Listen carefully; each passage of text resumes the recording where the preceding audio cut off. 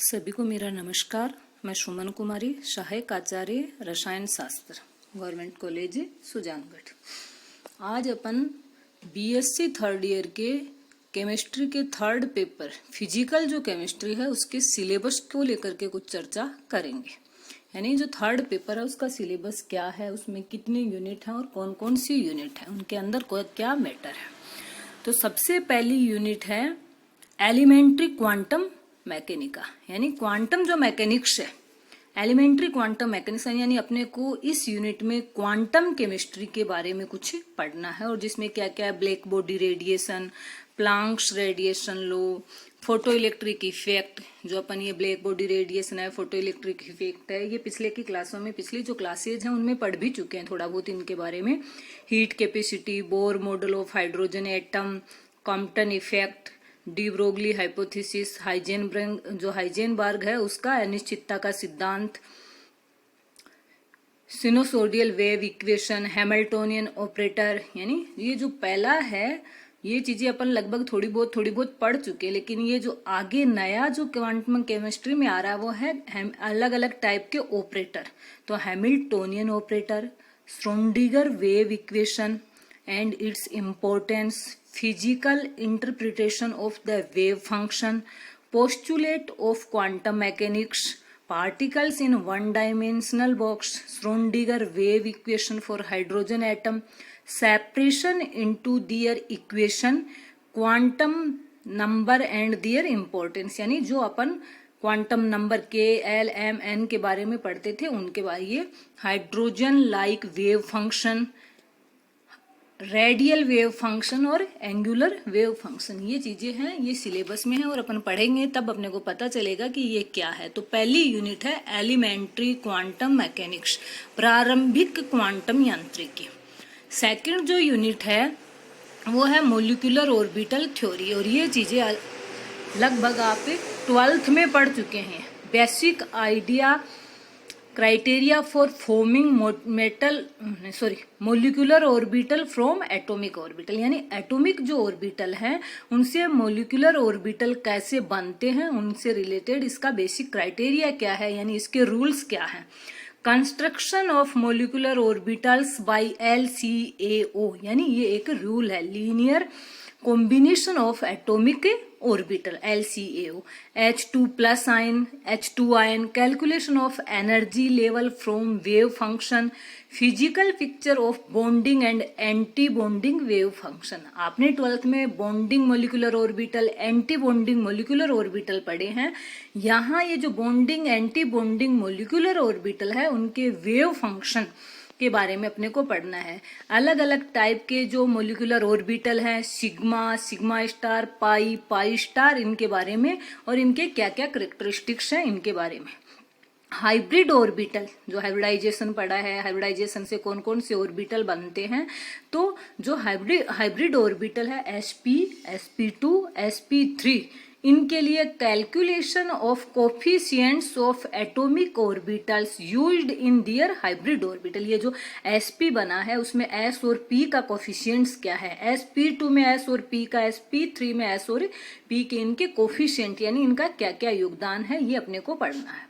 Introduction to valence bond model of H2, यानी जो hydrogen है उसका VBT मॉडल क्या है। कंपैरिजन ऑफ MO और VB, यानी मॉलिक्यूलर ऑर्बिटल थ्योरी और वैलेंस बॉन्ड थ्योरी है, उसके जो मॉडल है उनमें कंपैरिजन। थर्ड यूनिट है, तो ये सेकंड यूनिट है वो आधी अधूरी आप कर चुके, यानी इसका बेसिक आप कर चुके हो, आगे आपको इम्प्लीमेंटेशन करना है।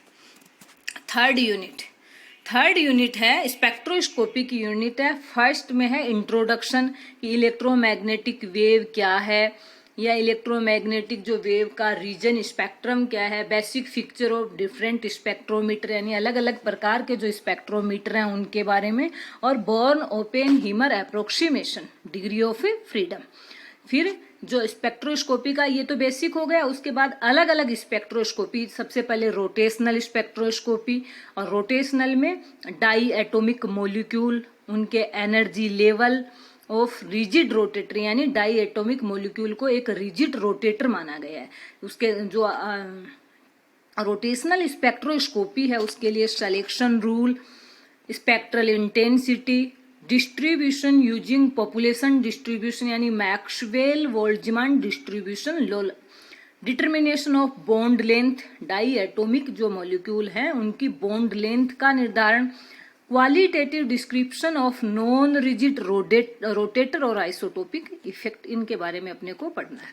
फिर है वाइब्रेशनल स्पेक्ट्रम, यानी रोटेशनल वाइब्रेशनल, कब रोटेशनल होगा कब वाइब्रेशनल होगा ये पढ़ेंगे, तब अपने को पता चलेगा कि कौन से रीजन से इलेक्ट्रोमैग्नेटिक वेव का अब्जॉर्प्शन या एक्सट्रैक्शन किया जा रहा है। तो वाइब्रेशनल स्पेक्ट्रम इसमें है infrared spectrum, energy level of simple harmonic oscillator, हर जो स्पेक्ट्रोस्कोपी पढ़ेंगे उसमें उनके सिलेक्शन रूल, प्योर, क्योंकि वाइब्रेशनल जो है उसमें इन IR भी आ रहा है और UV भी आ रहा है, तो इसके लिए pure vibrational spectrum, intensity, determination of force constant, qualitative relation of force constant and bond energy, effect of an harmonic motion and isotope on the spectrum, idea of vibrational frequencies of different functional group, अलग अलग जो functional group हैं हर functional group की अलग vibrational frequency होती है, तो उसका अध्ययन करेंगे। फिर है रमन स्पेक्ट्रम, रमन में कॉन्सेप्ट ऑफ पोलराइजेबिलिटी, पोलराइजेबिलिटी क्या है, प्योर रोटेशनल और pure vibrational Raman spectra of di atomic molecule और सिलेक्शन रूल। फोर्थ यूनिट है थर्मोकेमिस्ट्री, तो थर्मोकेमिस्ट्री फर्स्ट, थर्मोकेमिस्ट्री सेकंड, तो फर्स्ट आप पिछली क्लासेज में पढ़ चुके हो, अब है थर्मोडायनेमिक्स सेकंड, एक थर्मोकेमिस्ट्री है दूसरी थर्मोडायनेमिक्स है, तो अपने को पढ़ना है थर्मोडायनेमिक्स, और थर्मोडायनेमिक्स का भी पार्ट फर्स्ट है वो पिछली क्लासेज में हो चुका, अब है थर्मोडायनेमिक्स सेकंड, सेकंड में सेकंड लॉ ऑफ थर्मोडायनेमिक्स। अब सेकंड लॉ ऑफ थर्मोडायनेमिक्स है उसमें नीड फॉर द लॉ, अपने को सेकंड लॉ की आवश्यकता क्यों पड़ी, different statement of the law, ये जो सेकंड थर्मोडायनेमिक लॉ है उसके लिए अलग अलग केमिस्ट ने अलग अलग स्टेटमेंट दिए हैं, Carnot cycle and its efficiency, Carnot theorem, thermodynamic scale of temperature. फिर कॉन्सेप्ट ऑफ एंट्रोपी, यानी एंट्रोपी के बारे में पढ़ना है, entropy as a statement function, entropy as a function of volume and temperature, entropy as a function of pressure and temperature, entropy change in physical change, Clausius equality entropy as a criteria of spontaneity and equilibrium, entropy change in ideal gases and mixing of gases, यानी अपने को overall entropy के बारे में पढ़ना है, entropy क्या है, एंट्रोपी ताप और आयतन को आप लेके चल रहे हो, फिर एंट्रोपी का करना है अपने को, फिर एंट्रोपी जो है उसको आप दाब और टेम्परेचर के फंक्शन के रूप में पढ़ोगे, एंट्रोपी को आयतन और टेम्परेचर के फंक्शन के रूप में आप पढ़ोगे। एंट्रोपी में क्या चेंज होता है जब कोई भी मॉलिक्यूल है या कोई भी सिस्टम है उसकी फेज चेंज होती है, गैस लिक्विड, तो या जब भी किसी एक फेज से दूसरी फेज में जा रहा है तो एंट्रोपी में क्या चेंज हो रहा है ये अपने को पढ़ना है। Third law of thermodynamics, third law पढ़ना है, इसके अंदर सबसे पहले नैनसर्ट हीट थ्योरम पढ़नी है, statement and concept of residual entropy क्या है, evolution of absolute entropy from heat capacity data, Gibbs and Helmholtz function के बारे में, Gibbs function, Helmholtz function as thermodynamic quantities, A और जी, ए क्या है जो हेल्महोल्ट्ज फंक्शन है और जी क्या है गिब्स फंक्शन है, उनके क्राइटेरिया क्या है थर्मोडायनेमिक इक्विलिब्रियम और स्पॉन्टेनिटी के लिए, their advantage over entropy change, variation of G and A with pressure volume and temperature.